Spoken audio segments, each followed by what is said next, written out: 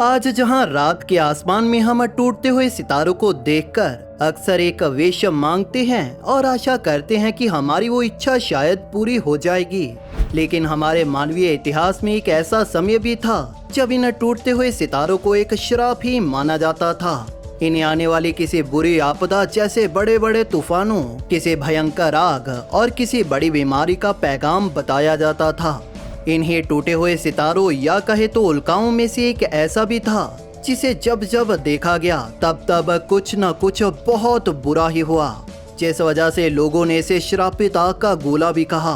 उस वक्त लोगों का मानना था कि ये आग का गोला एक श्राप था जिसे उनके भगवान ने उनसे नाराज होकर भेजा था।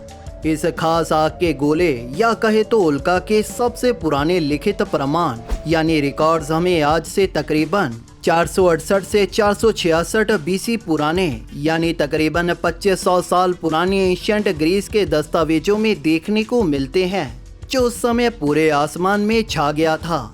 एंशिएंट ग्रीस वासियों ने इस कॉमेट की टाइमिंग, लोकेशन, ड्यूरेशन और इसके रंग आदि को बड़ी डिटेल में रिकॉर्ड किया था। इस तारीख के बाद इसके रिकॉर्ड्स हमें 240 बीसी पुराने Chinese Chronicle record of the grand historian या शीजी में मिलते हैं, जिसमें हमें ये भी बताया गया था कि ये कॉमेट पृथ्वी की पूर्व दिशा से उत्तर दिशा की ओर जा रहा था।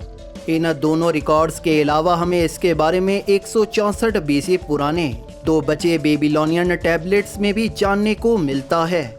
इसके अलावा भी इस खास कॉमेट को इतिहास में कई बार दुनिया की अलग अलग सभ्यताओं द्वारा देखा गया, लेकिन ये वो कुछ पहले रिकॉर्ड्स हैं जो आज हमारे पास हैं। जहां पहले इसे एक बड़े कॉमेट के रूप में ही देखा गया था, वहीं पर इसके बाद जब भी ये कॉमेट देखा गया, इसने पृथ्वीवासियों के मनों में खौफ के माहौल को पैदा किया और इसे बैड लक के तौर पर देखा जाने लगा। लेकिन इसकी क्या वजह थी जिस वजह से इसे बैड लक के तौर पर देखा जाने लगा, और आखिर इसने क्यों लोगों के मनों में खौफ को पैदा किया? इन सवालों के जवाबों को जानने से पहले जानते हैं इस कॉमेट और इसके नाम के बारे में। Story of comet. कई 100 सालों की ऑब्जर्वेशन के बाद भी इस कॉमेट को कोई नाम नहीं दिया गया था और न ही इसके बारे में कुछ ज्यादा जाना गया। आखिरकार 1705 में जाकर एडमंड हैली नाम के एक इंग्लिश एस्ट्रोनॉमर ने ये समझा कि ये कॉमेट एक फिक्स्ड टाइम के बाद हमारी पृथ्वी के पास आ जा रहा था, और जो समय था 74 से 79 सालों का। उनकी इस खोज की वजह से इस कॉमेट को भी उनका नाम मिला और इसे हैली कॉमेट के नाम से जाना जाने लगा। ये कॉमेट हमारी पृथ्वी के इतना करीब से गुजरता है कि इसे हम अपनी आंखों से आसानी से देख सकते हैं, और जैसा करके ही हैली ने इसके कई रहस्यों से पर्दा उठाया था। लेकिन इस हैली कॉमेट से ऐसी क्या वजह जुड़ी है जिस वजह से लोगों ने इसे एक श्रापित उल्का या कॉमेट ऑफ बैड लक के रूप में देखा? हैलीज कॉमेट ऑफ बैड लक। दरअसल इस हैली कॉमेट के बैड लक की कहानी शुरू होती है 1066 से, जब इसे इंग्लैंड में देखा गया था और इसे एक ओमेन यानी एक शगुन समझा गया। एक ऐसी घटना जो फ्यूचर में होने वाली किसी बड़ी घटना के बारे में हमें बताती है।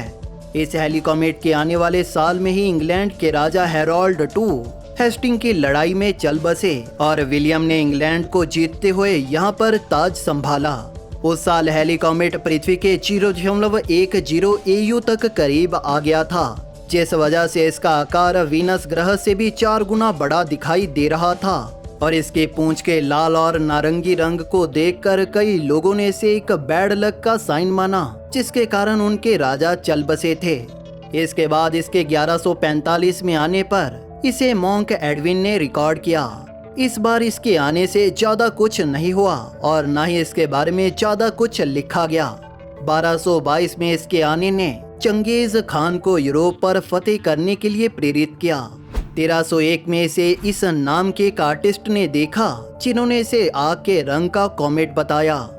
1378 में इसे एनालिस मेडियोलेनेसिस और कुछ एशियन सोर्सेज में रिकॉर्ड किया गया। इसके बाद जब 1456 में हैली कॉमेट वापस आया तो ऑटोमैन एम्पायर ने किंगडम ऑफ हंगरी पर हमला कर दिया और इसी साल के जुलाई में बेलगार्ड की घेराबंदी भी कर ली गई। उस समय के कैथोलिक चर्च के रिकॉर्ड से हमें ये भी पता चलता है कि उस समय पॉप कैलेक्सटस III ने शहर की सुरक्षा के लिए स्पेशल प्रेयर्स करने के ऑर्डर्स भी दिए थे। इस हेली के 1456 के फेरे को कश्मीर में भी देखा गया और इसे बहुत ही बारीकी डिटेल के साथ श्रीवारा नाम के एक संस्कृत पोएट ने लिखा। 16वीं शताब्दी के आते आते इस हेली कॉमेट की वापसी की साइंटिफिक इन्वेस्टिगेशन करने के बारे में सोचा गया। इसके 1531, 1607 और 1682 में 3 बार आने पर इसके रिकॉर्ड्स को एडमंड हेली ने ध्यान से नोट किया, जिससे वो प्रेडिक्ट कर पाए कि ये फिर से वापस आएगा। 1531, 1607 और 1682 में इस कॉमेट के डेटा की स्टडी से उन्होंने 1696 में हमें ये भी बताया कि ये एक सेम ही कॉमेट है। 1835 में E.J. कूपर ने आयरलैंड की मार्क्स ऑब्जर्वेटरी के वहां के टेलीस्कोप के इस्तेमाल से हेली कॉमेट का एक स्केच तैयार किया। इस समय ही एस्ट्रोनॉमर फ्रेडरिक विल्हेम बेसल ने इस हेली कॉमेट से निकलती मटेरियल की जेट्स को भी देखा और कहा कि इससे निकलने वाला मटेरियल इतनी तेजी से निकल रहा है कि ये उस कॉमेट के ऑर्बिट को भी बदल सकता है। इनके अलावा पूरी दुनिया भर से अलग अलग वैज्ञानिकों ने इस हेली कॉमेट को देखा और इससे जुड़े काफी डेटा को इकट्ठा किया, जिससे इस हेली कॉमेट के बारे में ये भी जाना गया कि ये हर 75 से 76 सालों में वापस आता है। Recent observations 1910। इसकी 1910 की अप्रोच को 10 अप्रैल से सिर्फ आंखों से ही देखा गया। ये इस कॉमेट की वो पहली अप्रोच थी जब हम इसे फोटोग्राफ करने के काबिल हो गए थे और इसी के साथ ये पहला कॉमेट भी बना जिससे जुड़ा स्पेक्ट्रोस्कोपी डेटा भी इकट्ठा किया गया। इसके इस अप्रोच के वक्त ये पृथ्वी के इतना करीब था कि पृथ्वी इसकी टेल यानी पूंछ के बीच से गुजरी। इसके स्पेक्ट्रोस्कोपी डेटा से पता चला कि इसकी उस पूंछ में साइनोजन नाम की टॉक्सिक गैस भी है, जिसे देखते हुए एस्ट्रोनॉमर कैमिली फेल्मरिनो ने दावा किया कि जब पृथ्वी इसकी पूंछ के बीच से गुजरेगी तो हमारी पृथ्वी का सारा जीवन उस जहरीली गैस की वजह से पूरी तरह से खत्म हो जाएगा। उनके इस क्लेम को देखते हुए बाकी के वैज्ञानिकों ने ये सुझाव दिए कि ऐसा कुछ करने के लिए उस गैस की मात्रा बहुत कम है। इस वक्त जेम्स हडसन नाम के एक मिशनरी ने ये रिकॉर्ड किया कि लोगों का इस कॉमेट के बारे में मानना था कि ये युद्ध, अग्नि, महामारी और वंश परिवर्तन जैसी विपत्ति का संकेत देता है। कुछ जगहों पर कुछ दिनों के लिए आधे दिन के लिए दरवाजे नहीं खोले जाते थे, कोई पानी नहीं ले जाया जाता था और कई लोगों ने पानी भी नहीं पिया था, क्योंकि ये अफवाह थी कि धूमकेतु से पृथ्वी पर महामारी का वाष्प डाला जा रहा था। इसी जैसा और भी बहुत कुछ उस समय देखा और जाना गया। 1986 ये वो आखिरी साल है जब हेली कॉमेट को आखिरी बार देखा गया था और वो साल भी जिस दौरान इससे जुड़े बहुत से डेटा को इकट्ठा किया गया और इसके बारे में बहुत कुछ नया भी जाना गया।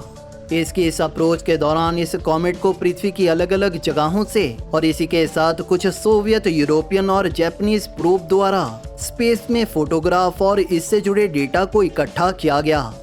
1986 के बाद ये कॉमेट अब 2061 में जाकर हमें फिर से दिखाई देगा और तब इससे और भी डिटेल में जाना जाएगा। वर्डिक्ट। इस श्रापित आग का गोला कहे जाने वाले इस कॉमेट को लोग एक लंबे समय से बैड लक का साइन मानते आए हैं, लेकिन सच में ऐसा कुछ भी नहीं है। अगर ये कॉमेट या एस्ट्रॉयड हमारी पृथ्वी के लिए श्राप ही है तो 26,115 ऐसे कॉमेट्स और एस्ट्रॉयड्स हैं जो नियर अर्थ ऑब्जेक्ट हैं, यानी हमारी पृथ्वी के करीब रहने वाले, यानी कि तकरीबन 26,115 श्राप। इस हेली कॉमेट की इस स्टडी से हमने ये जाना है कि किस तरह से साइंस की एवोल्यूशन के साथ हम पृथ्वी और इसके आसपास की चीजों को बेहतर तरह से समझते जा रहे हैं। कैसे श्रापित आग के गोले या बैड लक के साइन से हम सही से इस एस्ट्रॉयड और कॉमेट्स को समझ पाए। इस हेली कॉमेट का कुछ घटनाओं के साथ जुड़ा होना मेरे हिसाब से एक कोइंसिडेंस है, यानी कि कुछ खास घटनाओं का एक खास समय पर इत्तेफाक से होना। बाकी आपका क्या विचार है इसके बारे में और आपका क्या कहना है श्रापित कहे जाने वाले इस कॉमेट के बारे में, हमें कमेंट सेक्शन में जरूर बताइए। अगर आपको ये वीडियो पसंद आई तो इसे लाइक और शेयर जरूर करें और इसी तरह की और वीडियोस देखने के लिए चैनल को सब्सक्राइब जरूर कर लें। बेल नोटिफिकेशन ऑन करना ना भूलें ताकि नई वीडियोस की नोटिफिकेशन आपको अपलोड होते ही मिल जाए। थैंक यू फॉर वॉचिंग दोस्तों, इस वीडियो को अंत तक देखने के लिए आप सभी का धन्यवाद।